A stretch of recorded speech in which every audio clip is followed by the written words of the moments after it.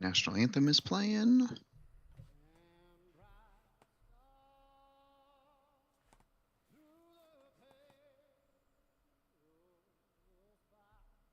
Hey, Will. Um, I asked Tom to give me a parade lap, so we'll have a little bit more time for the intro. But then let's try and get through those that grid. Yeah. Just cue me up when you're. So you said one extra parade lap in there? Hmm. Yeah. Cool.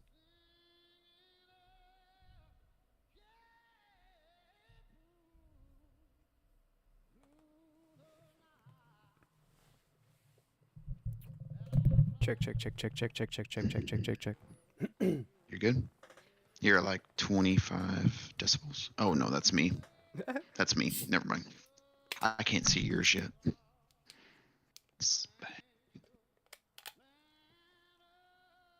Get away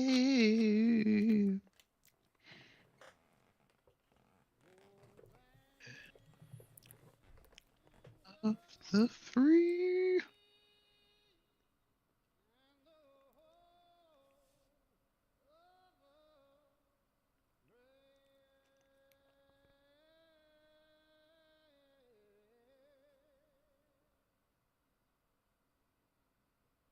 And we are live in 3, 1. This is the epicenter of racing, Daytona Super Speedway, and it's time for the Tuesday night Ratfink Racing League. Here tonight, I am William Tiller. I am joined by my main man, Jeff Dunda, and of course, Jacob Williams, going to be the man providing all those wonderful sights and sounds of Daytona. And Jeff, it's going to be 70 laps here tonight. 3 sets of tires, but I think the biggest tool here in the bag, no fast repairs. What do you expect here? And welcome back up here in the booth. I would say expect the unexpected. You never know at Daytona Superspeedway. It's anybody's race to win, and this should be pretty epic, I think, to watch.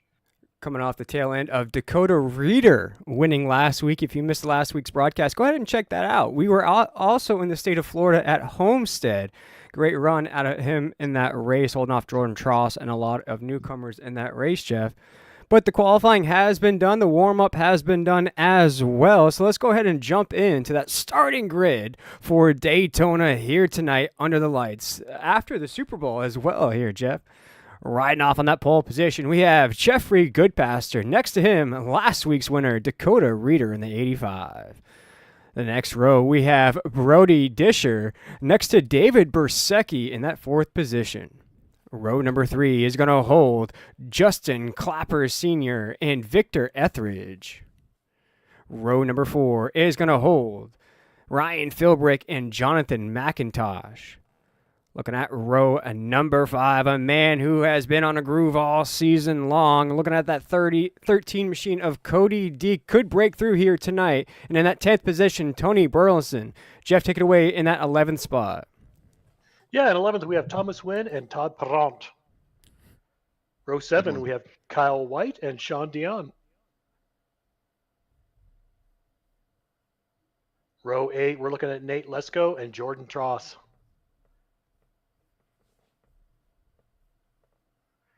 Row 9, Tom Ringer and John Crosby. Row 10, we have Tyler Waltz and Brian Sousa.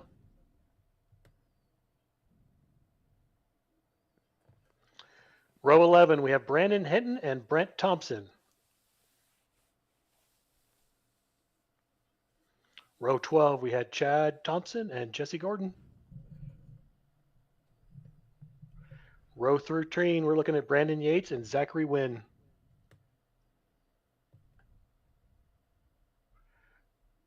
And that'll do us for the field tonight.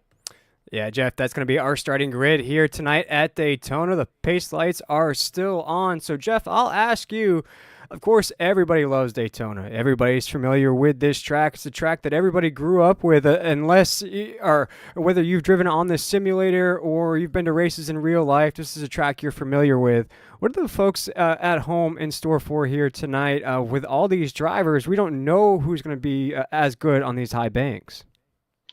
Yeah, I guess the one piece of advice I give for everybody watching is don't give up on your driver if you find them in last place early. It's fun to start in the back here to stay safe.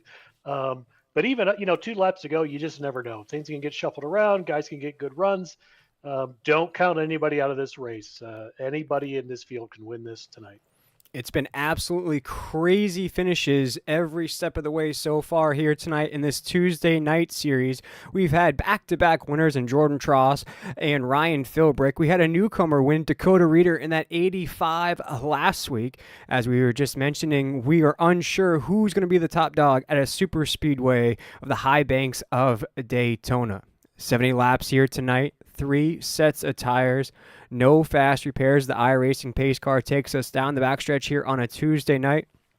Jeff, I have a feeling we are in for a high intensity, just high action race here tonight from the drop of the green flag. Yeah, this should be pretty fun. And, like I said just a second ago, I mean, you never know who's going to win. Me personally, I like to start in the back on these super speedways just to feel everything out, especially when you don't have a fast repair. These guys are driving tonight, just like in real life. If you get damaged, boy, you better get it fixed under yellow because you're going to go a couple laps down. We saw some hearts break last week with the likes of Nate Lesko in that 20 machine. I wonder how many hearts are going to get broken here tonight at Daytona with Valentine's Day just 4 days away, as we are now off of corner number 4. Pace lights are off. It is time once again to go racing on a Tuesday night in the Ratfink Racing League. It will be Jeffrey Goodpaster, Dakota Reeder, taking us to the drop of the green flag. Here we go once again on a Tuesday night as Jeffrey Goodpaster takes us roaring into quarter number 1. We're on and racing here at Daytona.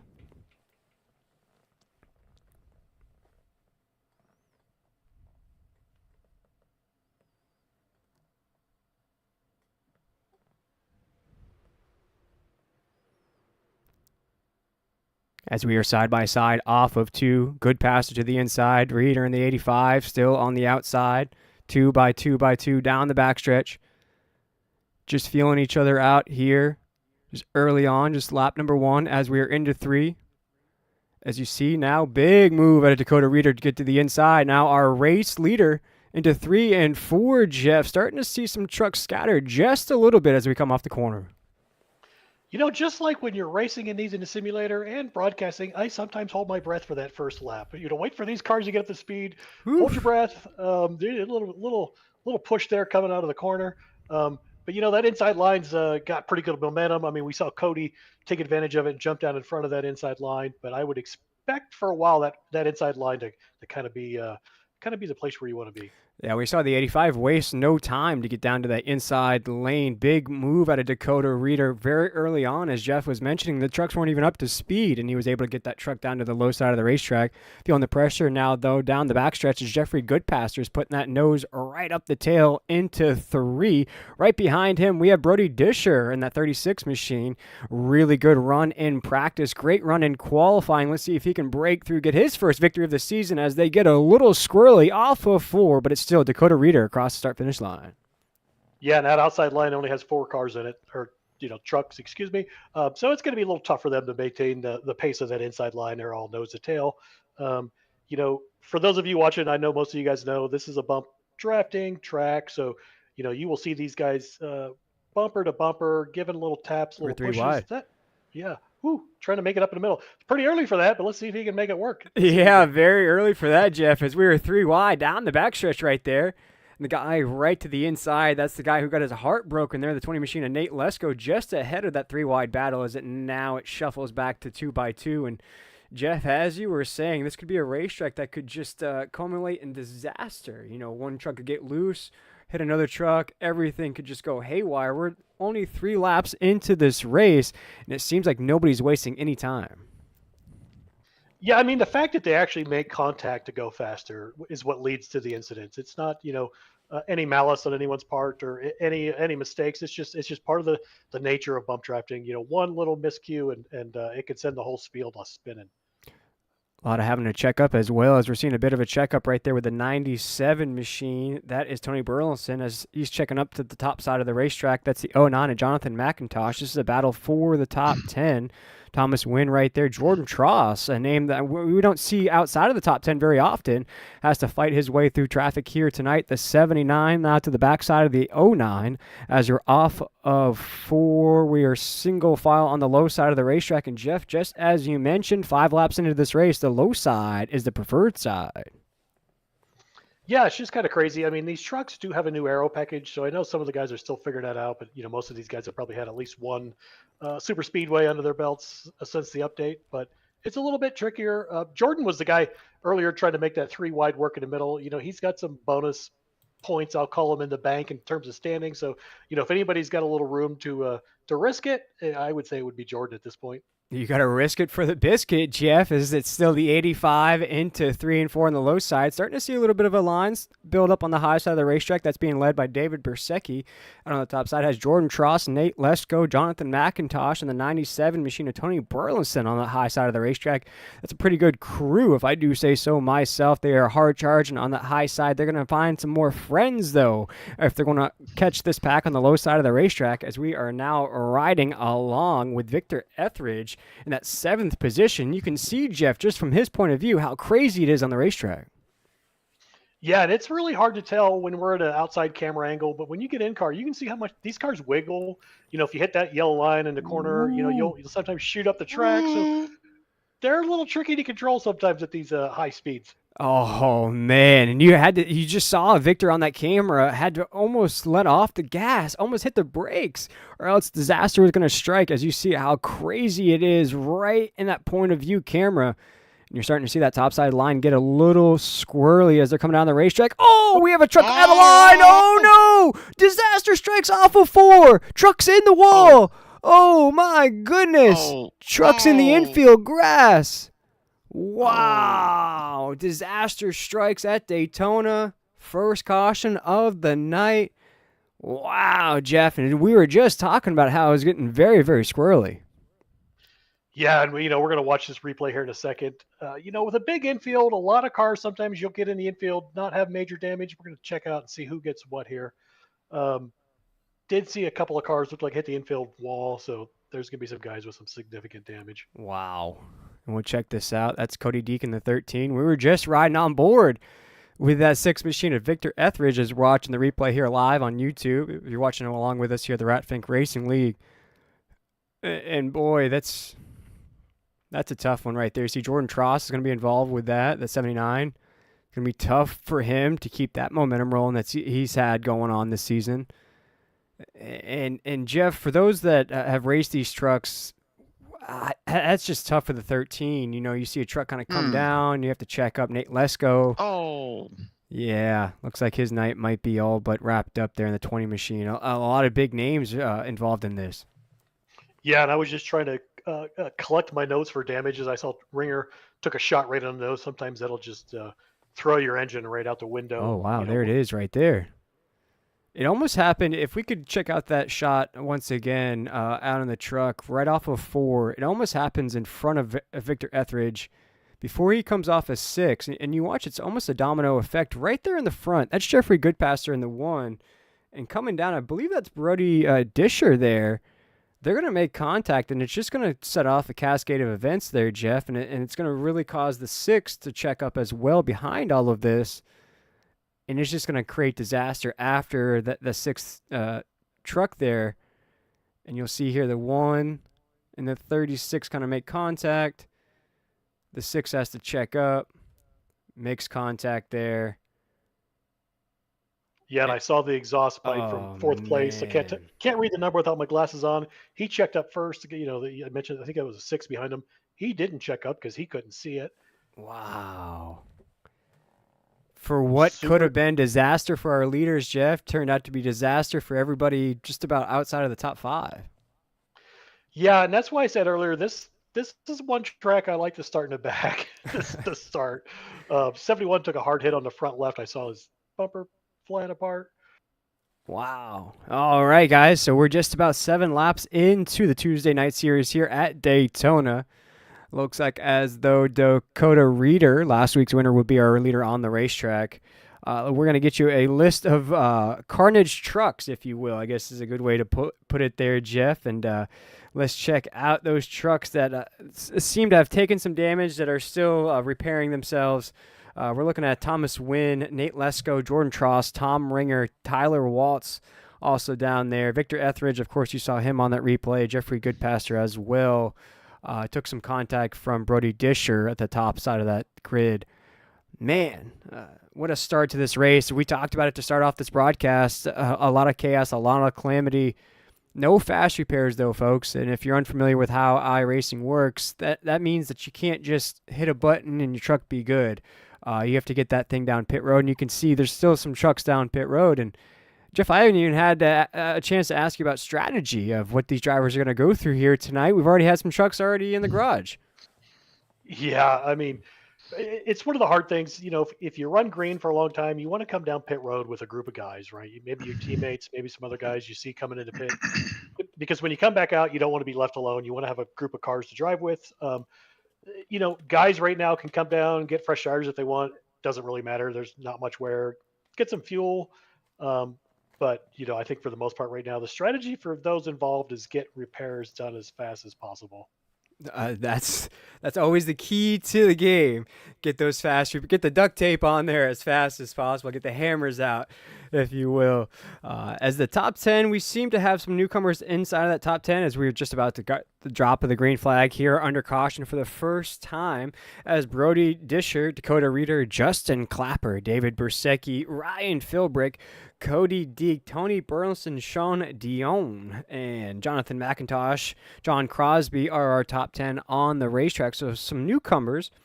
Also, Jeff, we have some biggest movers already. John Crosby, always a dog here in these races. He's up 9 spots, and Brendan Hitton up 10 spots already here in this race as the pace lights are off. We're into 3 and 4. We're going to find out pretty darn quick if that calmed the field down or if that's just going to amp things up. Oh, I think it's going to amp things up. I think the volume is just starting to get cranked up here at Daytona. As I talked about, this is a track that even if you don't do iRacing, you're unfamiliar with simulator racing, you're unfamiliar with racing at all, you know Daytona. So I feel like this is a track that everybody can essentially leave it all out on the table, give it their best. They know how to race it. They know the lines. They know where to go if the truck leaves them. Jeff, I feel like right here on this restart, we're going to see once again these guys are going to waste no time. Yeah, and especially for the outside line, right? Because if they get stuck out there too long, you'll see them get pulled back. So we're going to watch and see if Disher can maybe take advantage, you get a good jump and pull down and in front, maybe top 2 or 3 in front of those guys and get on the inside line. Of course, he's got no help on a restart. As Disher's getting left out on the outside, he tries to get back to the inside before they get into the corner. He makes it in. Wow, Jeff, what a move out of Brody Disher. Yeah, the rest of that outside line was like, shucks, there goes my shot. They're gonna kind of get strung out there on the outside. As Justin Clapper is pushing Dakota Reeder down the backstretch here, nose to tail, the 63 and the 85 seem to have become new best friends as they are into 3 and 4. As Ryan Philbrick is trying to get back into victory lane, he finds himself inside of the top 5. Tony Burleson's just outside of there as well. John Crosby's now up 2 more spots as the drop of the green flag. He's to the inside of the racetrack. David Bersecki again on the top side trying to build something over there, but he cannot find any friends just yet as Dakota Reeder leads us the first lap on the green. I'm done holding my breath. We're past the first lap, so this is actually the second lap is where you should probably hold your breath. Yeah. As David. Yeah, it seems like. Oh, go ahead. Yeah, I was gonna say, go ahead. No, it just seems. I mean, it's a new Aero update. I know there's guys on YouTube that specialize in talking about it and everything else. I just feel one of my truck. And there's that a good run by the 92 to 13 on the outside. It's behaving differently than what most guys have been used to for the past 6 months to a year. So some of the guys are still figuring out, but it's not quite the same as what it was. So I don't know if that's good or bad, but it's different. Oh, and look at that shot. We're getting that behind the scenes view of Cody Deek and that 13 machine. He is extra motivated here tonight, Jeff, if I say so myself, as you see those Patriots jerseys hung up behind him there, Oh, as he's good right on the bump. backside of David Bersecki trying to push him into the corner. This is a race, though, Jeff. You cannot relax. This is not a racetrack, as you just talked about, new aero package. So you're going to feel that pulling and grabbing. That truck is going to bounce around the racetrack, and you cannot relax. You have to stay on your toes the entire go of it. Yeah, and one of these years, I'm pretty confident AI is going to come out with stuff for us that the real NASCAR broadcasters use. Those aerodynamic figures. Someday, I think within the next year, we're going to have that stuff available for average people like us to show because, two cars nose to tail, you're going to drive a little faster. 5 cars nose to tail, 10 cars, you're going to go even faster. But the real key is when that car behind you gives you a shot, it just gives you a little catapult, and then that car behind you gets pulled right along with you. So there we can see the outside line of 13 to 32, giving little shots. Ooh. Really good guys can do it in the corner, but I prefer to do it on the straightaways myself. As things on the top side line are getting very, very dicey. David Brusek in the 92, Cody Deak in the 13 right there as well. You see the 3 to Sean Dion, Victor Etheridge right there as well, trying to get back up into the mix, but they are not coordinated up there. Very disjointed as the low side of the racetrack, just nose to tail. They're very calm. Looks like almost a library setting on the inside of the racetrack. Top side, though, looks like a rock show. Everybody moving, everybody bouncing on the top side. David Bersecki's just trying to lead that line once again as we are 14 laps into the Tuesday night series. Cody Deak trying to make it 3 wide. Wisely gets back behind the 92 into 1 and 2. Yeah, and some we just saw there from the 13 car. He whether it's intentional or not, it has the same effect. When you the 13, if he comes down on the 5 car real close, he's going to pull a side draft. So essentially what it does is it slows that 5 car down. And so a lot of times you see these guys getting door to door. They're not trying to beat each other up. They're just trying to slow that guy down on the inside. As we are 2x2 into 3 and 4, big checkup right there out of the 6. That is Victor Etheridge right on the back bumper of the 60 at Brian Sousa. These are spots just outside of the top 10 as there is no movement off the top side of the grid. You can see it just out of your screen there.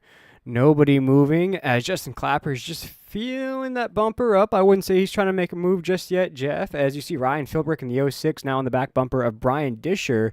These guys are just, I'd say, pretty calm riding around the racetrack as we're around 1 and 2. Just single file, no big moves yet, as that's a big push out of Brian Dish to the backside of the 63. Right in the corner, and you can see the 63 transferred it to the 85 in front of him. And this is exactly what you want to kind of see, though, right, Jeff? Down the backstretch, about 15 laps in. They're not really trying to be too aggressive, but then also not trying to lose that position. Yeah, so the cool thing here is we have no stage breaks, right? And so, a lot of times when you get close to a stage break, there's Justin Clapper popping in the 63 machine. We're in car, watching his feed. He's got the hat on. I love hat on backwards, but I love that iRacing sign on his wall. Got to represent. You got to represent, and we appreciate Justin giving us this behind-the-scenes point of view. It's going to look even better if he's able to put that 63 in victory lane. And, I mentioned it as we come on to these broadcasts every Tuesday night, some of these names that are just waiting to break through as he is getting pushed once again out of Brian Disher off the corner. And I'd have to say the 63 is one of these guys that maintains that top 10 speed, sometimes top 5, just hasn't broken through just yet. This could be the week, Jeff, that we see that 63 in victory lane looking very strong here tonight. Yeah, and it's funny because I think that's 2 or 3 shots now. We've seen the 35 car. Give the 63 a shot, exiting corner of 4, and then, of course, the 63 takes that momentum, pushes on the 85, and it's keeping their momentum going. But these guys they're driving well, right? If you can bump a guy in the corner, nobody wrecks, nobody gets squirrely. They're good. They're excellent drivers, and so hats off to them, or hats backwards, maybe we should say, to them for the performance. That's right, exactly. Now I've seen hats now without the bill, so just rock a beanie, whichever way. As again we check out David Bersecki in the 92, and I wanted to ask you, Jeff, as I have you up here in the booth, great opportunity to ask you some questions like this. If you're the 92 or even the 20, how long do you wait on that top side? It doesn't seem like anybody's coming out there to help. You see the 6 trying to get back into work there, Victor Etheridge. But it seems like we're about 17 laps into this race and no momentum is being built up on the top side. Yeah, definitely not. I mean, sometimes guys like to get up there because you want to try it out first, right? You don't want to wait till the last lap to give it a shot. So they're experimenting, they're trying. We see the 20 minute Oh, three wide. He probably had a run. Let's see if he can pull somebody with him. But again, this whole outside line right now is chaotic, right? What they're doing isn't going to increase their odds; it's going to decrease. But this is like the testing whoa, phase. It's getting pretty squirrely. Sean Dion's going to get kicked out of that. He's probably going to let up a little bit and maybe pick it back up on the outside. man. But Looking, yeah, go. You want to test this, but at the same time, any of these guys can take a shot and jump down in the middle when there's a gap. So if they want to, they can jump back down. But to be honest with you, this track has wide corners. Sometimes you get tracks like New Echo Park, New Atlanta. It's hard to see these corners when you're right on a guy's bumper. You can't see much, right? So sometimes being on the outside line, you can see a little better. You're up on a hill. If there's an incident on the inside, and like right now, for example, second row, if you see that happening, sometimes you can avoid it. Maybe slow down, whatnot. So I don't mind it, being out there early. It's a good time to test things while we're still relatively safe.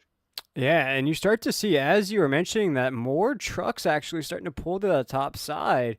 Could be exactly what you're talking about. It did look like a bit of a coordinated effort to move the three of Sean Dion out of the way there, as the three kind of looked like Forrest Gump on the school bus. This seat was taken. I mean, he didn't have anywhere to go. Had to just wait his turn to find another spot in line. As now you find the 45 machine of Thompson behind him there on that top side. David Brzezinski still leads the way on the top side, but our race, Leo, Oh, no! oh, Ooh! Boy, as the Uh, three machine of Sean Dion had to check up to the six of Victor Etheridge right there off of four. Almost disaster in this pack once again here, Jeff, as we're into 1 and 2. and it's hard to say, but that was a great move by Sean, right? Because he checked up just enough, probably tapped his brakes and avoided calamity. Whoa, as the 13 gets loose off of two. That's Cody Deacon, that 13 machine, as he's on the low side of the racetrack, getting a little bit loose. Could this be a bit? Oh, almost makes contact with the three on the top side of the racetrack as they're into 3 and 4. Could we start to? We're starting to see a little bit more of a bouncing and starting to see these trucks pull a little bit more. Yeah, and like I said, I mean, those guys in the outside line, they, I mean, for me personally, I want to know what it's like up there now. I don't want to wait till lap 66 and try to make the outside work. I want to figure this out now because when you need it later, now's the time where you need to figure it out. And they are trying to figure it out as quickly as they can. You can start to see the air getting a little bit dirty. These guys not liking the air coming Nate off these trucks. Lesko. As Nate Lesko has to figure it out on the fly as he is right up the back bumper of David Bursecki. They might make a push for the lead. They are now up to fourth. The tandem on the top side of the racetrack getting a big push out of Victor Etheridge in that six as they're into 3 and 4. The 20 trying to go three wide. There goes John Crosby to the inside. Let's see if he can get a push from the six. Are they going to be clean off of four? They keep it clean. The 6 and the 20 are just going to flush the 92 out of all the proceedings as the 92 is free falling. Shout out to Tom Petty down the grid as the 20 machine of Nate Lesko now leading the charge on the top side, getting a big push out of Victor Etheridge, trying to move up to that third spot as he'll go door to door with Ryan Philbrick off of 2 down the backstretch.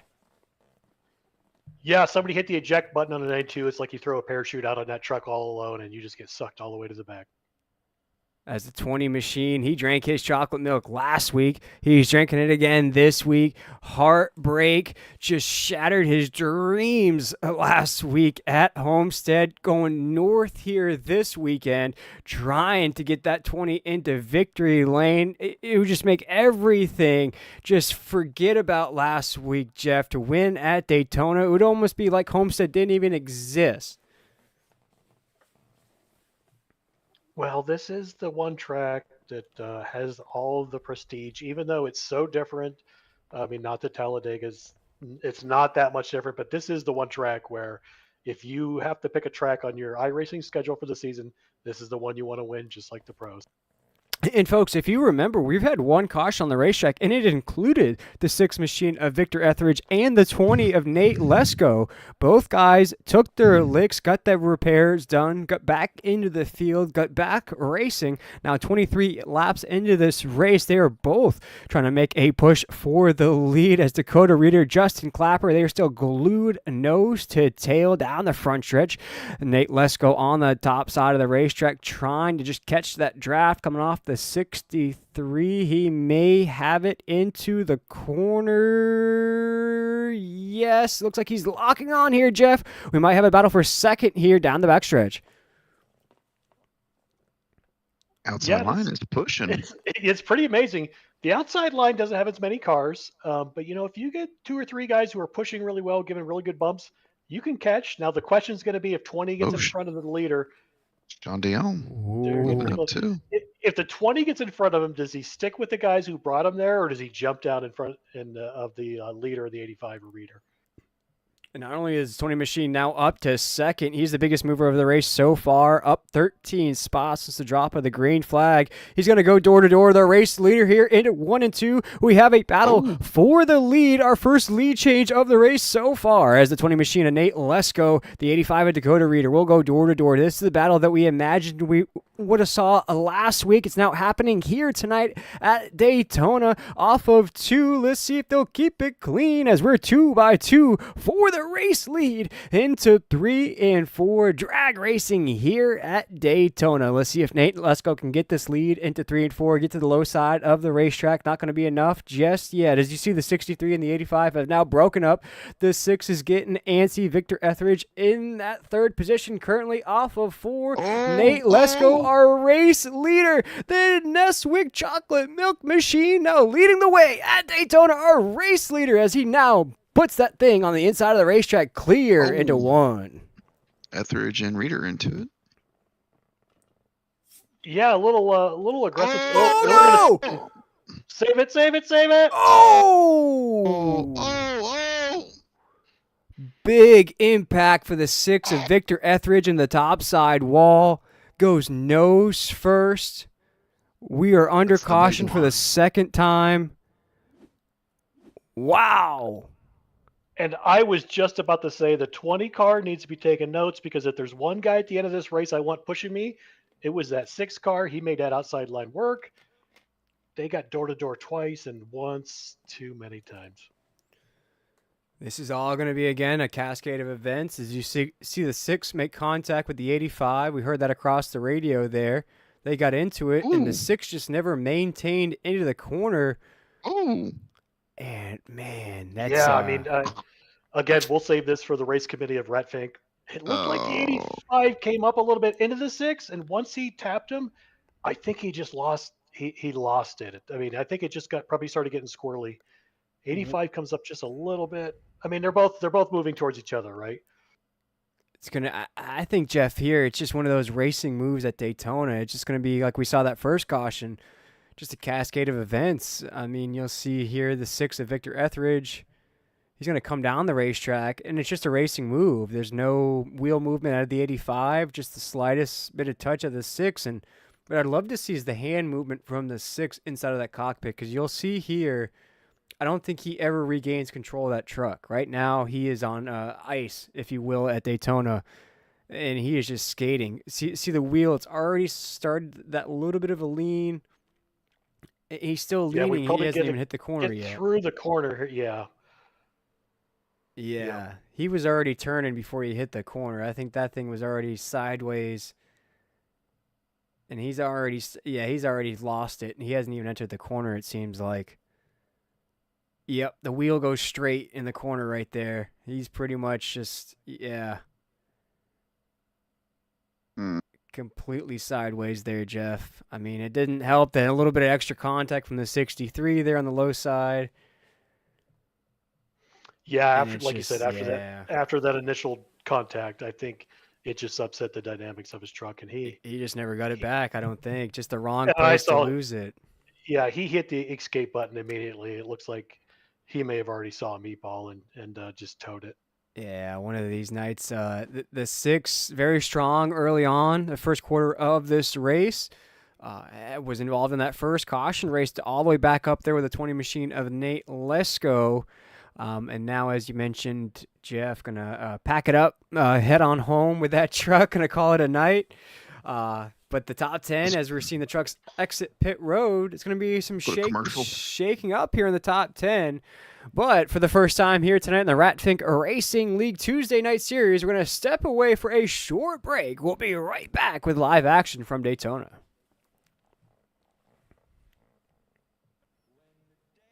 Ooh, Clear? Lordy. Yeah, you're good. So I'm not a part of your race committee, but to me, if you put that racing light on, it looked to me like the 85, that initial contact was moving up the track as opposed to the 6 coming down. But Yeah. you guys will figure that out. Nothing was intentional, so it wasn't like it was a major incident. It was just squirrely. I love Victor to death, but man, I would actually give him the pass on that one, but the initial move, but still.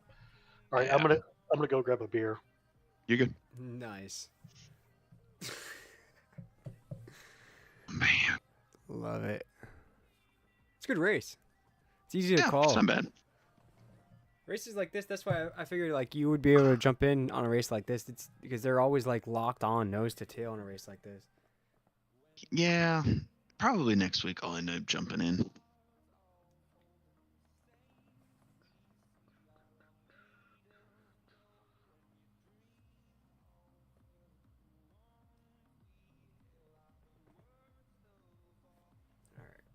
Hey, is the YouTube feed, is it like jumping quite a bit or no?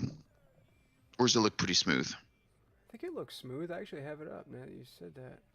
I just want to make sure like it was like not all, the quality wasn't all choppy. Oh, okay. That it kind of does on my side, but let me see if maybe it's just it might be a little choppy actually. Now you said that. Yeah, it looks a little, yeah. A little stretch. Is it? Shoot, we're about to go to green, aren't we? Yep. All right, I can launch it. Okay. Just tell me when. In just a second. 3, 2, 1. Live back here at Daytona, live on YouTube at the Radfink Racing League. The lights are off, the iRacing pace car. 2 cautions here tonight so far. My name is William Tiller. I am joined up here by Jeff Dunda, and Jacob Williams is the man providing all these wonderful cameras here tonight. As we've seen, a favorite, Victor Etheridge, was involved in that first caution, made it a hard charge all the way back up to the top side of the grid. Unfortunately, got sideways hitting into 1 and 2 after a little bit of contact from the 85. Never was able to regain control of that truck. Unfortunately, has now packed it up and headed on home. But the top 10 now off of a pit road. Ryan Philbrick, Justin Clapper, Brody Disher, Dakota Reeder, Nate Lesko, Cody Deek, Jonathan McIntosh, Brian Sousa, now one of our biggest movers of the race, David Bersecki, and Todd Perrant, our top 10, heading to the drop of the green flag. We have now just about reached halfway, but it will be Ryan Philbrick, already 2 wins on the season, and Justin Clapper, the 63, looking for his first, as Ryan Philbrick stalls out just a little bit on the low side of the racetrack. He'll get the jump, though, heading into 1 and 2, as you see Disher right there in that second spot. He'll follow him into the corners. The low side tries to build, but the high side has all the help, as now that dissipates. It's the low side, now the strong side into the corner. Yeah, and it really is really unfortunate for some of these guys. You're in second place. Caution comes out. You were on the inside. You were on the preferred line. Now you're in second. You get shuffled to the outside. And sometimes it's hard to come back from that. But you know what? You get different dance partners. Let's figure each other out and save it for the end of the race. Oh, it doesn't look like Brody Disher is going to save anything going into 3 and 4. Just a little bit of a, hey, how you doing tap going into the corner. Nate Lesko in that 20 machine finds himself in a good spot as well. Jonathan McIntosh, what a run out of the 09 so far here in this race. Finds himself inside of the top 5, just a few positions outside of that podium. We pay out podiums here at Rat Fink as we are now 2 laps under green. But a very clean race so far. The 2 cautions we've seen here tonight, though, Jeff, have included a bunch of trucks as we almost have another caution as Dakota Reader in the 63. They have they don't know what that top side feels like as they has ran the low side the most of the race so far. Out there in no man's land, got a little squirrely as now we're down the backstretch.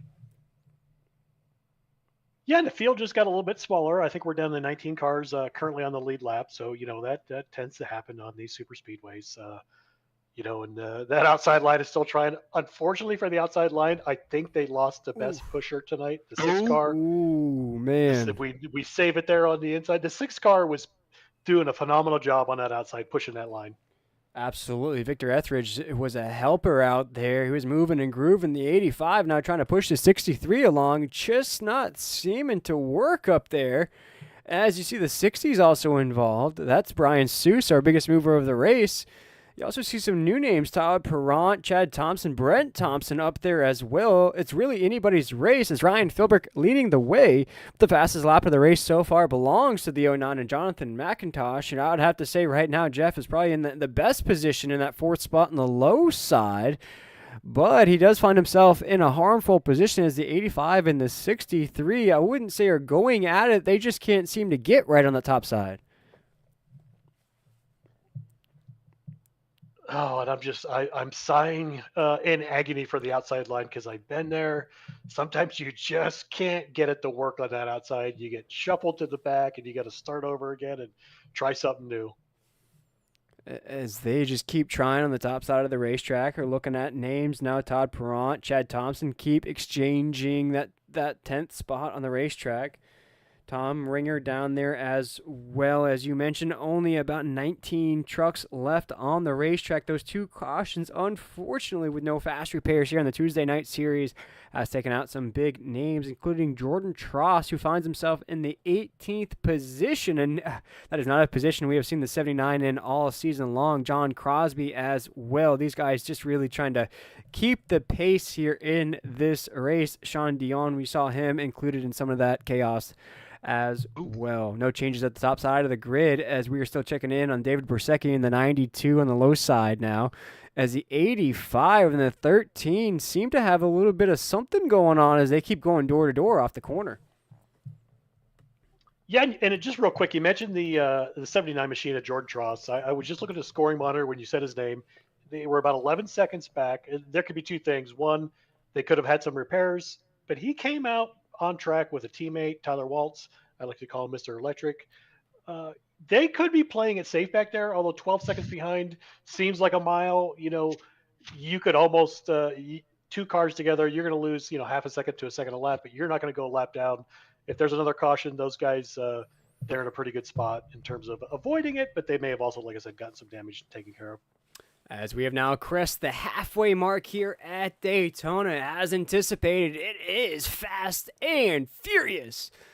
As the field comes roaring around the corner here on this Tuesday night series, Ryan Philbrick leads the way, a man that has back-to-back victories. Brody Disher trying to get his first victory of the season as we're roaring into 3 and 4. Nate Lesko, man, from the heartbreak of last week, a lot of hearts get broken in South Beach, Jeff, but here tonight he wants to just drink that chocolate milk in victory lane. He wants nothing better to mix a little bit of that powder with a little bit of water and make him that wonderful drink of Nesquik as we are across that start-finish line. Ryan Philbrick still leading the way into 1. Yeah, just keeping my eyes on that outside line. If Todd Perrant, 85, 63, if they can keep it tight, they can make a move. We already saw it with the 6 car pushing. You can make it work on the outside, but they may also just be playing it a little bit cautious at this point. As you speak about caution, as Brody Disher had to really peel underneath that yellow line, as Ryan Philbrick is just getting all the business from Brody there on the backside. Now into 3 and 4, that's kind of evolved from a hey, how you doing, Taps, to maybe get out of my way, man, Taps, as now we're off of 4. he is starting to get a little anxious in that second spot and maybe thinking about the top side. He does have a little bit of help with the 63 coming with Dakota Reader, but he's got to make that decision quick because that top side is charging. Now they are now up to third, trying to steal that spot from Nate Lesko. That is Justin Clapper in the 63, Dakota Reader on the top side. As we come off of the corner here, Jeff, like Brody has to make a decision. He may run out of time though as we head into 3 and 4. And it's always so interesting when you're either watching a race, look at the 85. He's just given that's a great shove into the corner. It's always interesting in the outside line, right? Because if I'm the guy behind you, you're in the outside line in front of me, and I'm pushing. You clear the inside, and you duck on the inside. Well, guess what? Next time, I'm not going to, I may not repay the favor. And so it's always interesting to see if I get pushed in the lead, I try to let the guy giving me the push a chance to clear as well. And folks, if you're watching along with us here on YouTube, we weren't intentionally doing that. That was the entire top 10 on the racetrack. You're looking at 11th, 12th, 13th, and 14th right here on your screen. That is how much disconnect. That is Brian Sousa down in the 11th position, about 4 seconds off the rest of the pack here, Jeff. And unfortunately, super speedway racing, this can happen if you lose that speed. John Crosby, he's just trying everything he can to catch that speed, but unless a yellow flag flies here at Daytona, they are going to be playing a catch-up game the rest of the way. And for Brian Sousa, I mean, just one more position would crack him inside of that top 10. Unfortunately, though, for John Crosby, again, could be a week of another heartbreak outside of the top 10. Yeah, and this is one of those ones where I'm wondering, is this a strategy? I know, 3 or 4 of these guys race together quite a bit. We got some teammates in this pack. Are they pulling a strategy? Let's just drop back 3 to 5 seconds, stay out of Calamity's way. If we can get nose to tail, we can keep pace. Or is this, there was a mishap and they got shuffled to the back? But this pack will definitely have to pit together when they come in for green flag stops. There's John W. Crosby on our in-cam feed. I love these feeds. I know he can't hear us, but we can watch him, and he'll watch the replay and see us talking about him. Ooh, he's going to push his teammate. And you see he is pushing his teammate off of the corner here. And Jeff, you mentioned they have to pit together, but that's an interesting fact you just mentioned. 40 laps into this race, that's something we haven't seen. We haven't seen that green flag windows. It's all been under caution. These guys have elected to go down when those caution flags have flown, and they've just so happened to hit in that first window. So we haven't really seen the reshuffling of the grid or any really kind of strategy out of these guys of when to head down. We're looking at Jordan Tross, again, another guy that has 2 wins on the season, whose night that probably wishes has gone the other direction. But in the season so far, he is our points leader with those 2 wins. Just holding off Ryan Philbrick by just a few points, 25 points. Ryan could probably get that back here tonight with his 3rd victory of the season. Tom Ringer, Brian Sousa, some names that are having not so great nights here tonight. Thomas Wynn, we saw him involved in a caution flag. David Bersecki, he was leading that top side of lane. His night has gone a little bit south as well. John Crosby's lost the pace. We talked about what his strategy could be. Jeff, what are some of the names jumping off of the point standings there that really could move up that point standings here tonight with a great finish? Oh, it's so early. I hate to throw anybody out, but I would say Philbrick has, like you said, he has a pretty good shot of decreasing that lead on Jordan Tross tonight. We see these guys all getting single file pit stops. I can't remember if we were 100% tonight or 80% fuel. Let's just say it's 35 to 27 laps from your last stop. So these guys may all be getting on the inside because maybe they're all running low on fuel and there's a pit cycle coming up here pretty quick. Yeah, we'll keep an eye on those quick, lap times. Shortly. Yeah. Absolutely. And they're still running around 49.3s, the top 4 so far. And then last time by, it's 49.4s for our top 4. Actually, all the way down to about the top 6th position on the racetrack, 49.4s. So exactly as you were just mentioning, Jeff, could be just the slightest, just the equipment starting to fail just a little bit. Could indicate that the green flag pit stops could fall with about 20 laps to go. That would give us quite a run to the finish. Yeah, and I'm just thinking a little strategy here, right? I mean, they are probably within their fuel window. So if these leaders all pit now, what it's going to do is it's going to force those guys who are behind, like Jordan Tross, John Crosby, guys high in point standings, right? Are they going to pit with us, or are they going to try to stretch it out and hope for a caution? If the caution doesn't come, those leaders will come out in a full pack and just, I don't want to say blow by them, but they'll kind of leave those guys out hung to dry who are currently our points, up in the point standing. So it could be a good strategy to pit early here if you're this lead pack. One of those points guys you mentioned, Todd Perrant, having a great run, just quiet, great run down there in the 9th spot. He's holding off the 68 machine of Tom Ringer, another great points guy, very decked out in that mean green machine on the top side of the racetrack. David Brzezinski up there as well in that 92. And you mentioned that Jeff, some of these strategies, this could be the pack that elects for that later strategy, maybe stay out a little bit longer. Or it could be that side of the grid that elects for an earlier stop to maybe get ahead of some of these leaders, because it doesn't seem to be happening on the racetrack just yet. Yeah, and here comes that second pack that's a couple seconds behind. Again, it could be a strategy call in there, but you just don't know. It's hard to say who's communicating with you right now on radio. The top side's trying to build some momentum, trying to find some friends. Our race leader still Ryan Philbrick in the 06. Brody Disher, Nate Lesko, Jonathan McIntosh, Tom Ringer. Great run out of the 68, now up to 4th. His best run of the season so far. As everybody's still feeling each other out right now, 44 laps into this Tuesday night series. If you're watching along with us here on YouTube, make sure to go ahead and hit that like and subscribe button. We are live every Tuesday night, and every single race of the season so far has been high intensity. Great finishes all the way down. Last week, Jeff, I know you were absent from the booth, but it came down to the last restart of the race. Chaos ensued. Almost the entire field was collected on the restart. Just opened the door for Dakota Reader in the 85 to win. Broke the heart of the 20, who ran similar to what he did here tonight in the top 5. Not trying to put a commentator's curse on him or anything, but it's just been awesome race after awesome race so far, and it could be another first-time winner here tonight.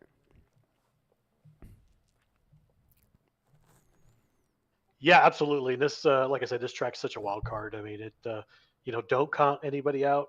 But right now, is the time when you want to learn which guy you can work with. If it's somebody you're not used to, maybe it's not a teammate. Let's see if we can push each other. Let's see if we can make momentum, gain momentum, especially on that outside line. And Tom Ringer's trying to make it work with the 92.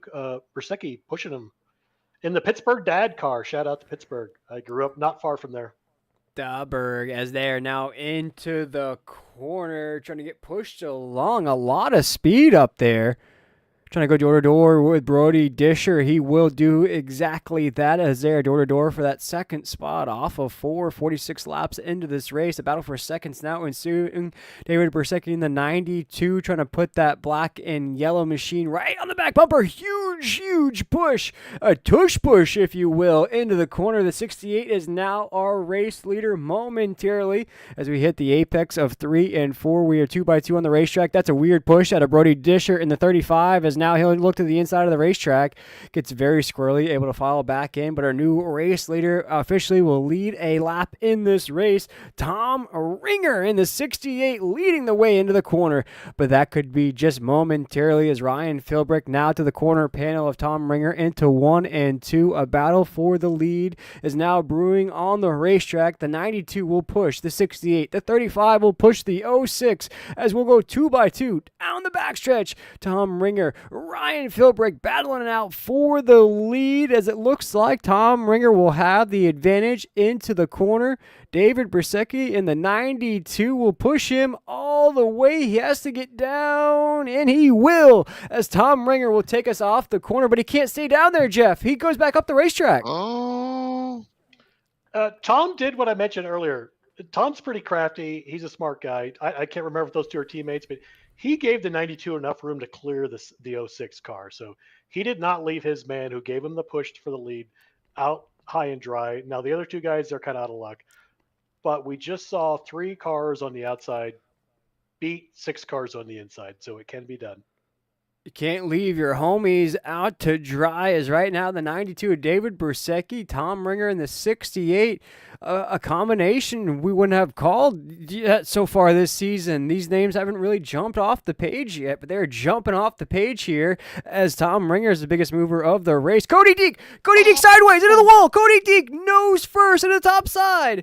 Cody Deek in the 13 goes flying down the racetrack. Oh my Oh goodness! my As the third goodness. That caution of the night waves, we saw it live. Wow, the 13 with a hard impact into the wall. Man. that might just be a night ender for him. Let's see what happens here. As you see the St. Louis Blues logo on the side of that truck. And he's just going to take this impact. Oh, Disher got into him. We had a side draft combined with a little drift up at the same moment, and disaster for the 13. Did he collect reader? Oh, Yep. Yep. yeah. There's going to be some aero damage on that front right. Wow, is the 13 machine of Cody Deek had a pretty good run going here tonight at Daytona. Ah, and that's just going to be a hard impact. And see the 85 coming along. A There's a piece flapping. little bit of something hanging off the 85 there. Amazingly Wow, what a enough, shakeup. sometimes the skin damage on these trucks is a much faster repair than you think it is if it's not wheel damage. As now we are under caution for the third time here at Daytona. As we imagine, Jeff, we're going to stay live here at the racetrack. I would just imagine the entire field's going to head down here as it looks like everybody will head down pit road here as that's going to allow us about a 20 to 19 lap shootout to end this race. What a finish we're going to have here at Daytona as everybody, I would have to assume, is going to take 4 tires here. Yeah, for sure. I mean, you probably don't need them, but since it's under caution, you'll take them now. They've got enough fuel to make it to the end of the race, so this should be the final stop for these guys if we stay green. And there's a couple of guys looked like maybe took fuel or 2 tires only to get out front. Not a bad call.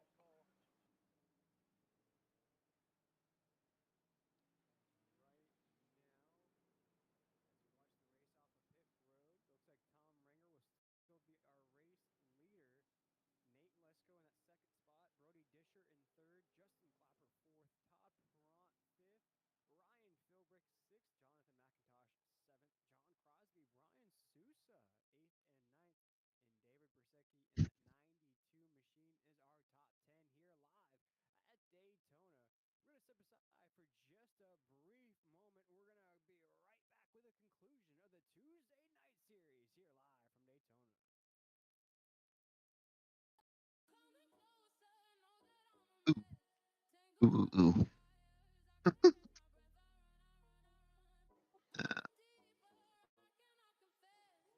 It's always crazy. Yeah. It's always crazy here. Man, I wanna one of these days. Uh,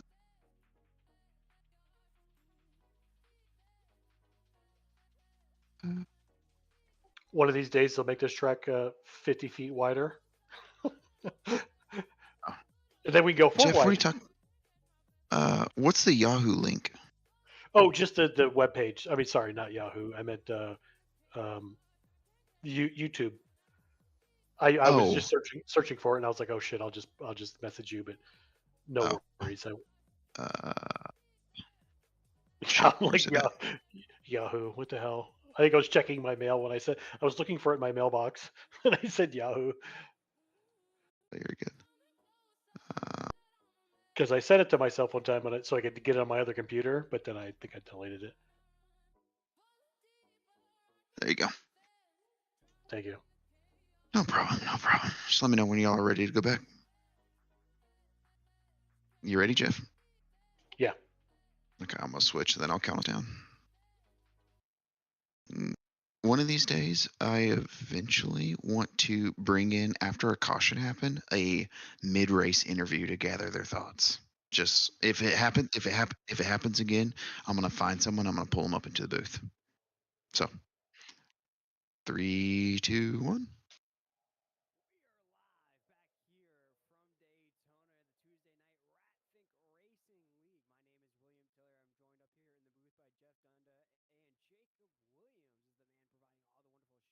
we're seeing here tonight live on YouTube. And Jeff, we've had 3 cautions so far. 2 included most of the field. We have about 16 to 17 trucks here on this restart, but a lot of guys here inside of the top 5 trying to get their first victory of the season.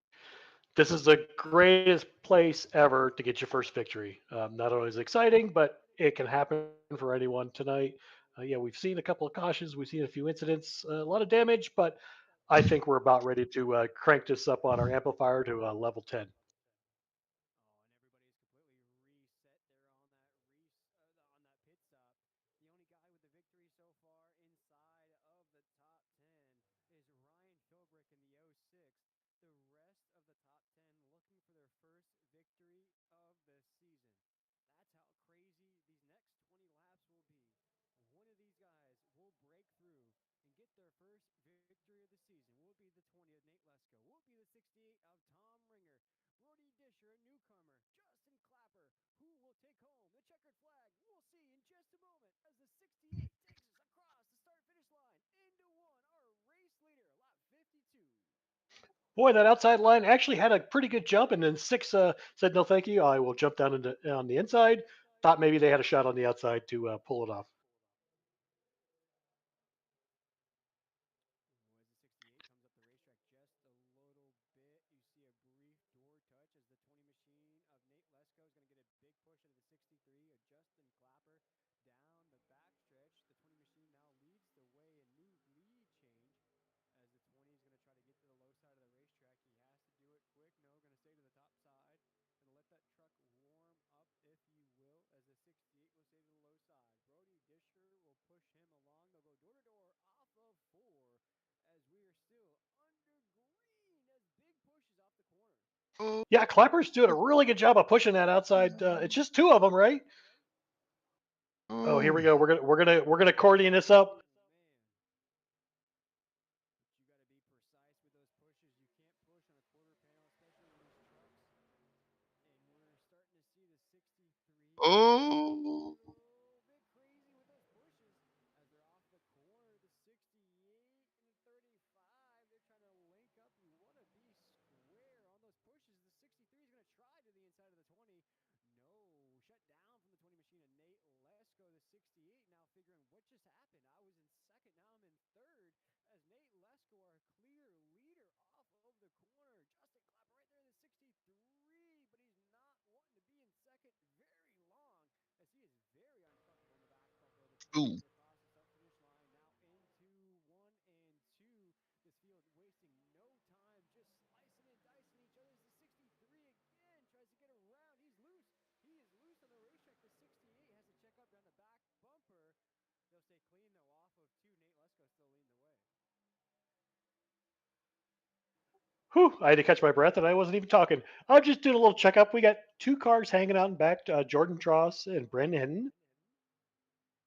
Um, Curious again to see if those guys just played a strategy to wait and see what these crazy guys do up front. Ooh, big run into the 35. He was almost to the back bumper of the 68. These next 16 laps are going to be absolutely crazy as the 20 machine, as I mentioned, had a heartbreak last week. And Jeff, Valentine's Day just a few oh, days away. You can't forget. He wants to get all the boxes of chocolate and the chocolate milk as he is rocking that Nesquik paint job. That's very, very squirrely, though, as the man that I mentioned has the only victory inside of the top 10 on that restart, the '06, Ryan Philbrick. He's finding himself in a little bit of a hornet's nest there down the backstretch, feeling a lot of pressure, especially from last week's winner, Dakota Reeder, in that '85, who's trying everything he can.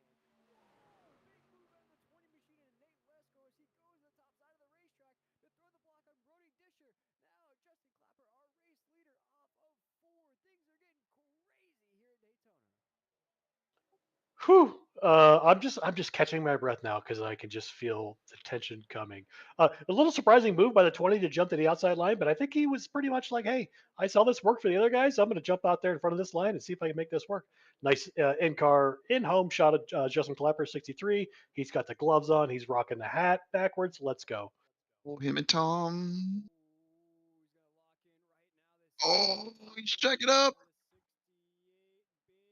Big push. They're gonna lose so much speed on the racetrack.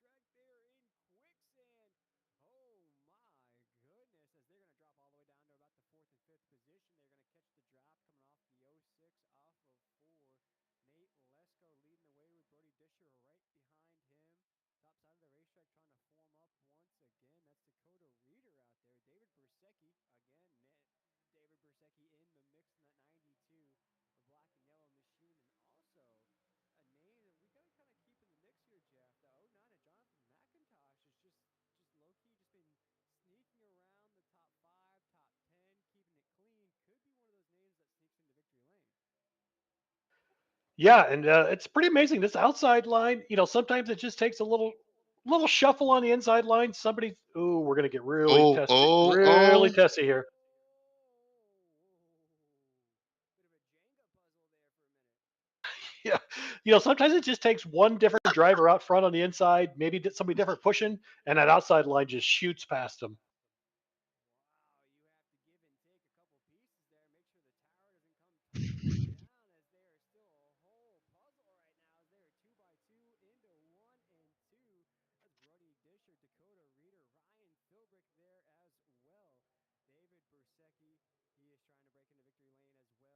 can't keep the truck on the low side. He is slowly but surely drifting up the racetrack. He has to get that thing square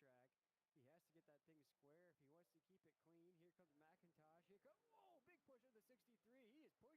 big push of the 63. He is pushing that '09 into 3 and 4. The '09 does not like that as he checks up just a little bit. Dakota Reeder in the '85 now locks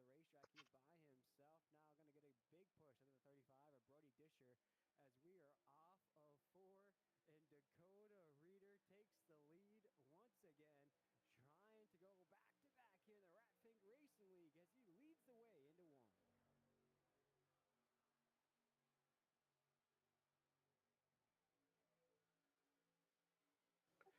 Well, it's not time for this yet, but I want to quote a famous movie from back in the day.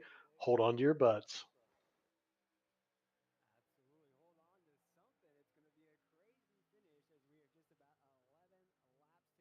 Oh, David Bersecki could be our new race leader. Looks like he'll lead for just a moment into the corner. Has to get that thing to the low side if he wants to officially lead a lap here at Daytona. Not going to happen here as the '85 is going to get a lot of speed here off the exit. Oh. Brody Disher, as everything sticks together there. Very crazy off of 4. Something is going to happen off of 4. It's getting too crazy off of that corner as now it looks as though David Bersecki did get one lap led here at Daytona. Dakota Reeder still trying to take home that victory, trying to go back to back. Things are getting very dicey though. Just about 10 laps to go. Down the backstretch here, still clean. Bit of a bounce game going on right now as the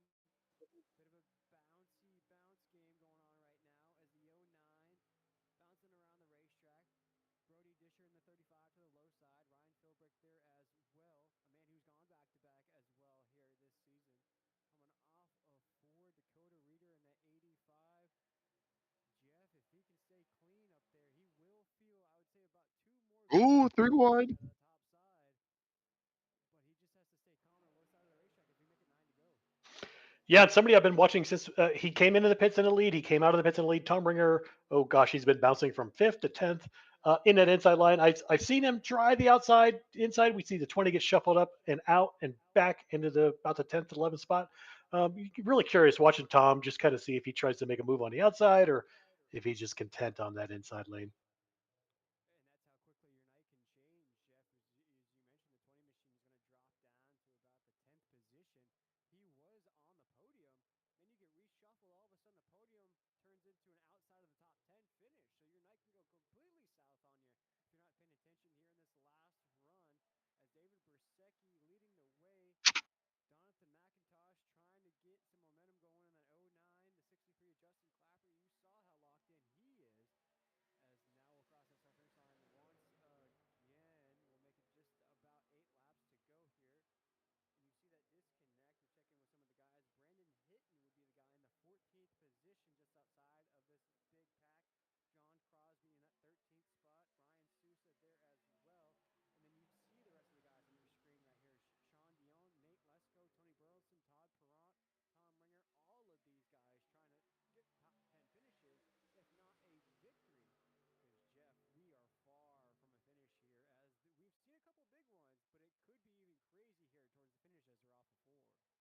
It could be crazy, and we see two teammates at the back of that pack right now. Just a little bit of a gap, maybe playing it safe.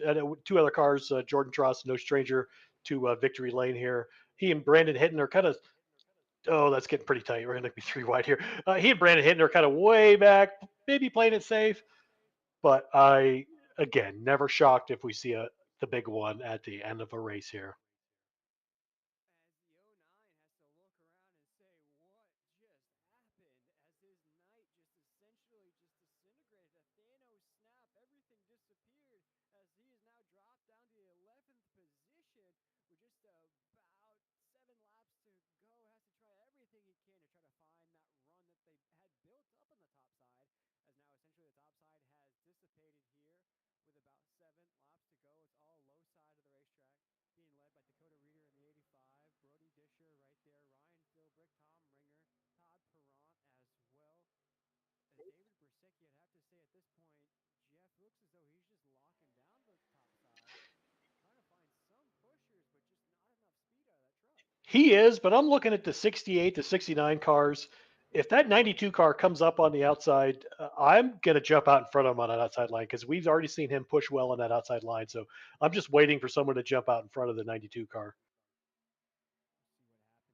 We'll see what happens here as KPR Motorsports, Brody Disher racing, Bad Company Racing, and then after that it's Ratfink. So three teammates in a row just outside of that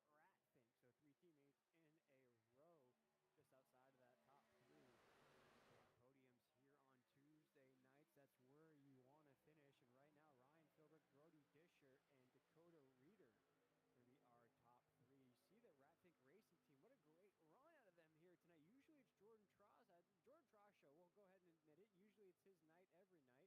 You see that Ratfink Racing Team. What a great run out of them here tonight. Usually it's Jordan Tross. Jordan Tross show. We'll go ahead and admit it. Usually it's his night every night. But here tonight, it's some new names rising to the top. Tom Ringer, Todd Perrant, Sean Dion, all with top 10 finishes in the mix. We don't want to call it just yet. That's exactly what I had mentioned coming on tonight's broadcast. We weren't sure who the super speedway guys are yet, and now they are starting to rise to the top. Yeah, it's definitely a different talent set for super speedways.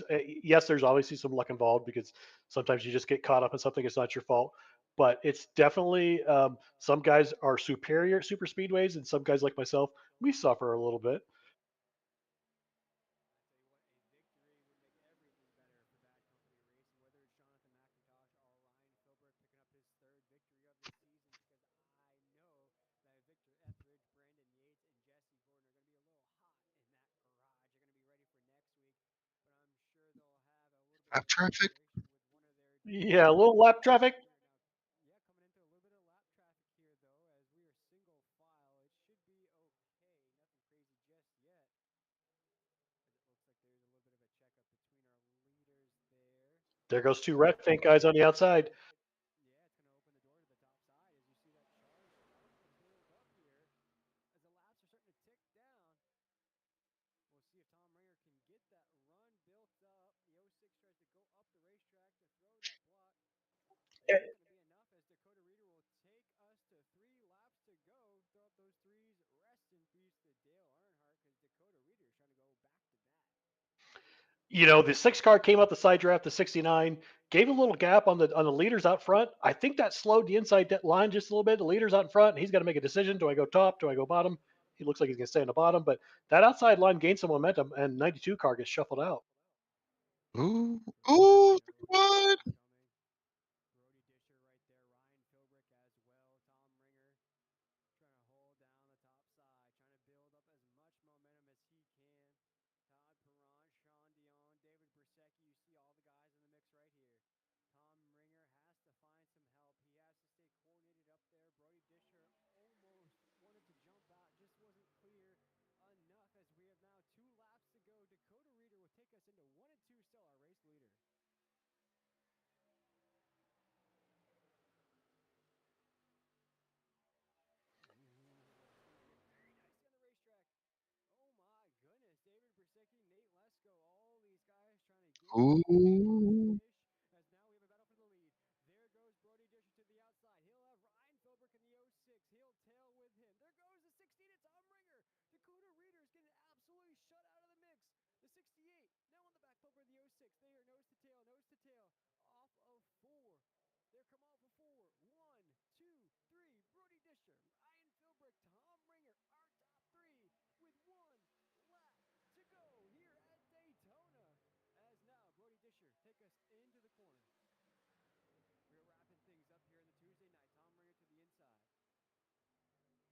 He's got a teammate. He's got a Uh-oh. teammate.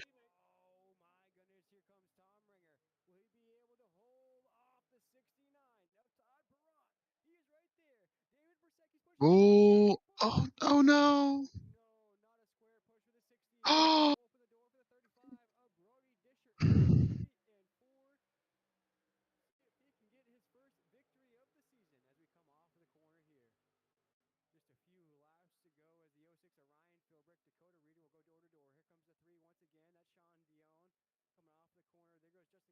Uh-oh. Uh-oh. Uh-oh. Hold on to it. Oh,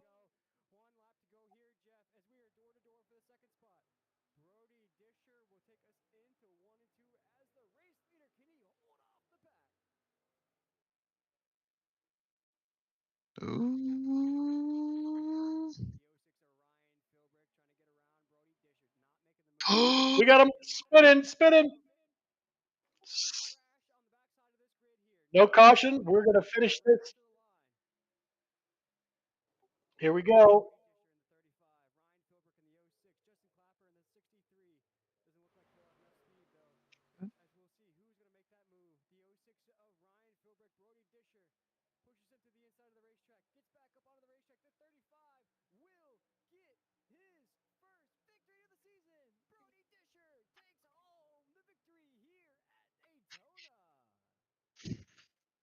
Whew, what a finish.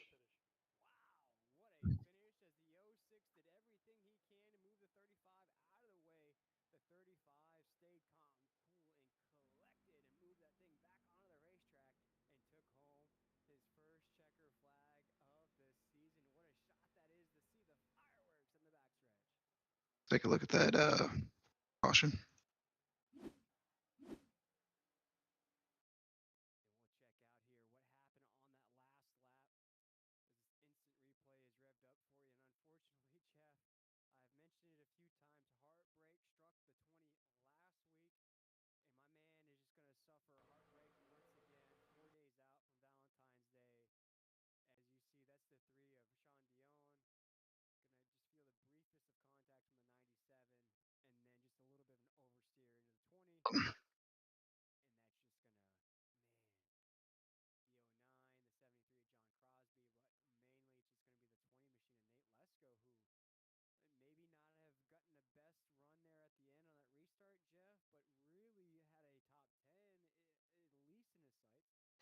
Yeah, unfortunate break for him. As you mentioned, didn't catch last week, but I saw a little bit on YouTube.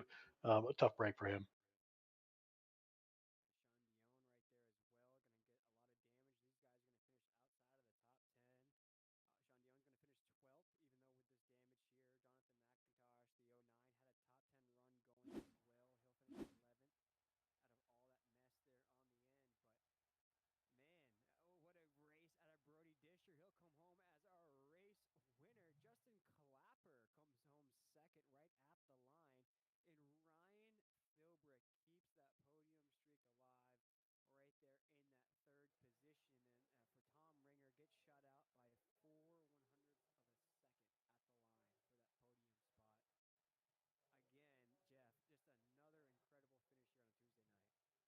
Yeah, exciting race. Great finish, and congrats to Brody. I mean, that was great run, great way to hold those guys out there in that last couple of laps, and good job. We're gonna bring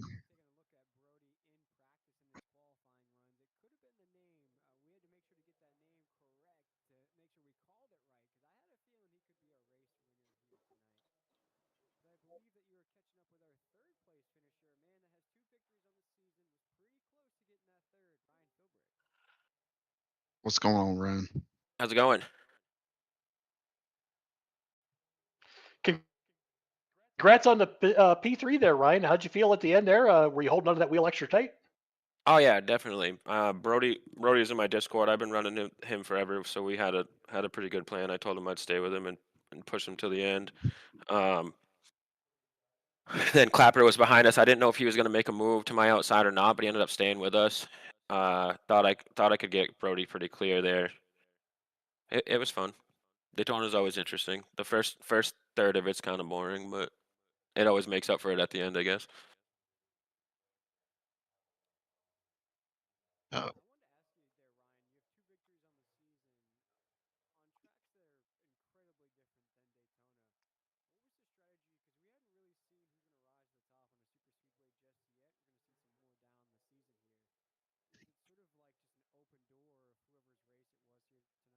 I think it's yeah, anybody can be competitive here, obviously, but you gotta make it to the end. That's the hard part. I mean, what do we start with 24 cars and there was like 12 of us at the end, so that's probably half the battle, if not more. And then having help really, that having a teammate that or someone that's going to go with you and not leave you out to dry. That's big too. It's more planning than any like talent or knowing anything about the track. It's just trying to judge the runs and go to the right spot at the right time, get lucky, pretty much.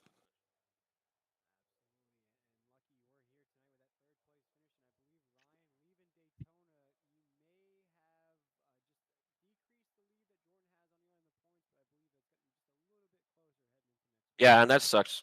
I don't like getting it that way. He got wrecked early. That he would have been up there, I guarantee it. But at least maybe it'll make it a little more interesting.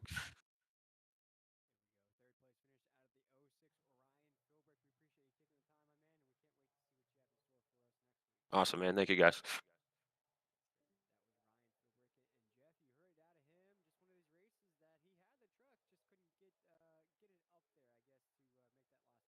Yeah, he made an interesting comment. He was sticking with his teammate, the guy he was on the radio with, till the end, and hats off to him for that.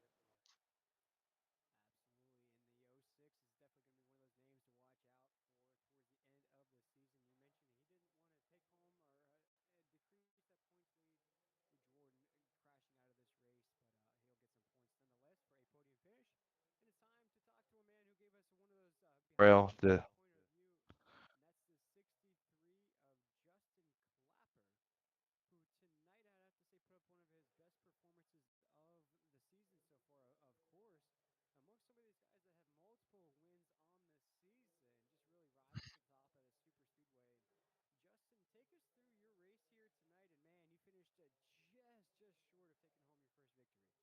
yeah, I love these trucks at Daytona. This is probably my favorite vehicle track combination. Um, a lot of the night was just trying to stick to the bottom as much as I could, and in preparation for a green flag pit stop. Never came. Luckily, cautions flew just right for everybody to have enough fuel to make it to the end. So when that happened, it was just kind of about being in the right place at the right time. I was telling the guys in the waiting room before we got here in the booth that, I told my teammate there on the last lap when I tucked into third, like, all right, quiet on comms because I'm back in this thing. Like it's crazy how you can go from last guy in the pack to bam, you're in third out of nowhere at Daytona. It's a lot of fun.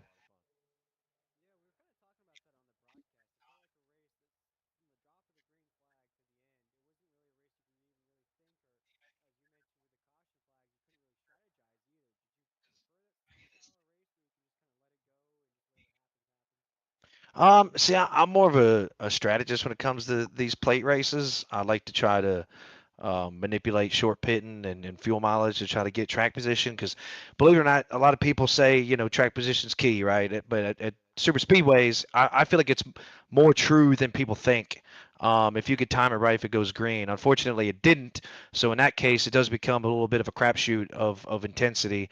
Um, there was a little bit of a raise of the elbows there at the end, but honestly, I felt like everything racing wise remained pretty calm tonight. Some guys were trying to abuse the side draft, which caused a few wrecks. But I think if they go back and watch what they did and do that again, or don't do that again, I feel like the racing in general, when we were green, was a lot of fun and very clean.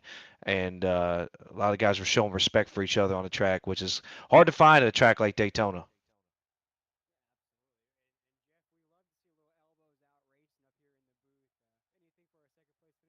No, Justin, just congratulations. And yeah, I can appreciate that elbows out comment because if we had cameras on everyone at the end of a few laps, I think everyone has their elbows up and out. Yeah, yeah. I'm glad I went with the t-shirt instead of a hoodie tonight. I'm a little bit sweaty over here from now on. Can might have been appreciate might that. have been the nerves.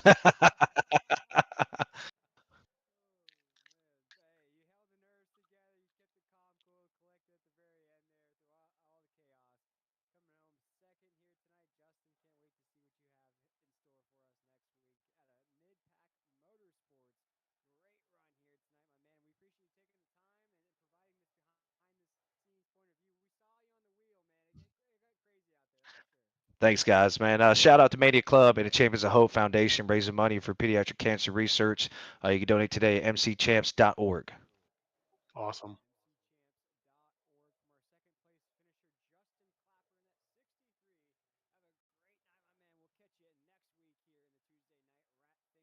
Clapper, in that 63. Have a great night, my man. We'll catch you next week here in the Tuesday Night Rat Think Racing League. But it is time, though, Jeff, to talk to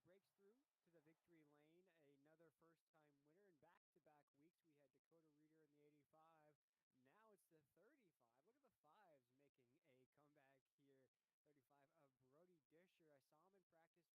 In back to back weeks, we had Dakota Reader in the 85. Now it's the 35. Look at the fives making a comeback here.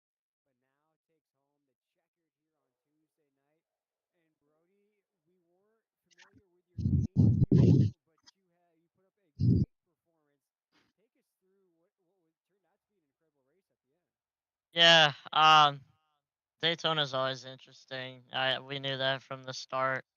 Uh, I knew we had to try to me, Ryan, and McIntosh just try to had to stick together for a lot of that race. I know I didn't really want to push it until the end there, which is kind of what we did, and then me and Phil were able to kind of control it. It felt like at the end.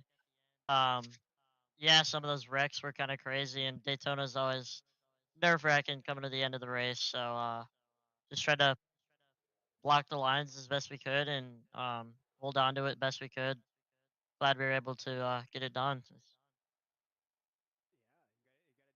You did. You held off some big names there at the end. With only 4 cautions of the night, we talked to the rest of the podium, and it really played in to the strategy game where you didn't really have to strategize too much. It was just pitting when those caution flags flew. Did you like that style of race here tonight, where it kind of allowed you to just make those big runs? I don't know. I feel like it's obviously easy. I know, like easier to pit under yellow and everything, but harder when the whole pack's together. Obviously, I was kind of would have liked to see how it would have turned out if there were green flag pit stops, but yeah, with the finishing result, can't complain. So I don't know. I kind of would rather a green flag pit stop. We'll see if we can see that later in the week or not. Absolutely, Brody. Disher in the 35. And, we talked about the race that he had here tonight, Jeff, and a newcomer in this league. Anything for the newcomer? As I mentioned, a first time winner in back to back weeks. No, Brody, congratulations on the win. I mean, we were checking you out in practice. You were pretty fast. We saw you in qualifying, and we were, a new name for us in the booth, being up in the top five. So again, congratulations. You had the medal tonight to make it work, and congrats. Yeah, thank you. I want to shout out the guys that were with me tonight. Bad Company Racing. Ryan Philbrick, obviously, for working together. Sad that Yates wasn't able to race. Something come up late. Um, McIntosh for running with us. Sucks he couldn't have got up with us at the end there. But you guys for putting the league on. I'm glad they were able to include me, and I'm happy to keep running here. And we'll see where we can go from here. Not really in it for points, but maybe next season. So, and I want to thank you guys for broadcasting it. So I have something to go look at after this. Absolutely, and a good film it's going to be for the 36. And Brody, I guess that was my next question before we let you go here tonight. Are we going to see you next week? Is this going to be a run that you're going to try to keep going to see if you can go back to back? Yeah, I'll be back next week. And I'll run the rest of the week too. I don't know if I'll make it for the next gens, but yeah, I should be back every week from now on. Hey, there we go, folks. Our new favorite driver in the house, Brody Disher, gets his first victory of the season. It could be more to come down the line. Once again, congratulations, Brody, on that first victory, and what a track to get it done at. Yeah, thank you guys. Thank you. That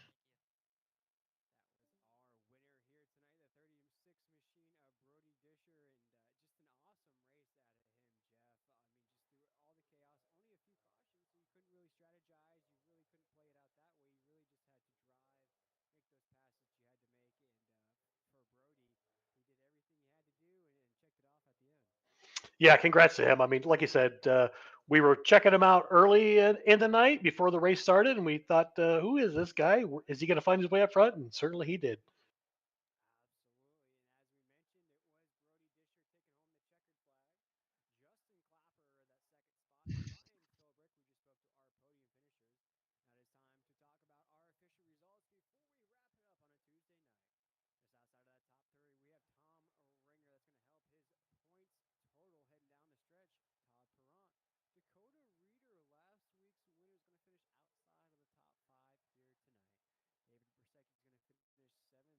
Absolutely.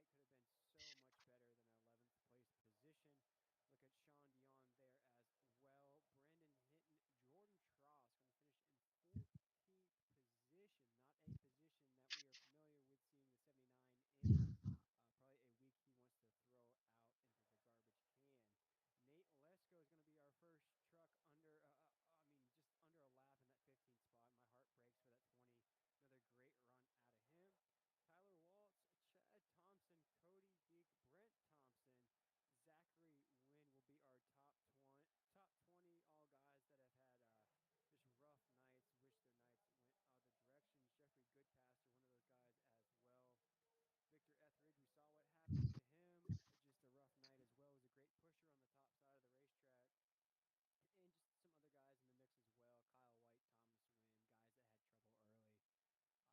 Justin Clapper, that second spot, and Ryan Philbrick, we just spoke to our podium finishers. Now it is time to talk about our official results before we wrap it up on a Tuesday night. Just outside of that top three, we have Tom Ringer that's going to help his points total heading down the stretch. Todd Perrant. Dakota Reeder, last week's winner, is going to finish outside of the top five here tonight. David Brusecki is going to finish seventh. John Johnson eighth. Tony Burleson in that ninth position. Then we look at Brian Sousa in 10th. Jonathan McIntosh, Jeff, we talked about how his night could have been so much better than an 11th place position. Look at Sean Dion there as well. Brandon Hinton, Jordan Tross going to finish in 14th position. Not a position that we are familiar with seeing the 79 in. Probably a week he wants to throw out into the garbage can. Nate Lesko is going to be our first truck under, just under a lap in that 15th spot. My heart breaks for that 20. Another great run out of him. Tyler Waltz, Chad Thompson, Cody Deek, Brent Thompson, Zachary Wynn will be our top 20 all guys that have had just rough nights. Wish their nights went other directions. Jeffrey Goodpaster, one of those guys as well. Victor Etheridge, we saw what happened to him. Just a rough night as well. Was a great pusher on the top side of the racetrack. And just some other guys in the mix as well. Kyle White, Thomas Wynn, guys that had trouble early. Another overall great night here on a Tuesday night, Jeff. Some big names out of the race early and late. Opened the door we talked about on that last restart. There was only one guy inside of the top 10 that had a victory this season 6 weeks in, and that was Ryan Philbrick, who ends up on the podium. Just a great run, and it's like this every single week. I love where the season's going. Yeah, absolutely. And hats off to these guys tonight. Great race, great broadcast. I enjoyed doing it with you, Will. And I am going to sign off with my see ya. Take it away. Alrighty, that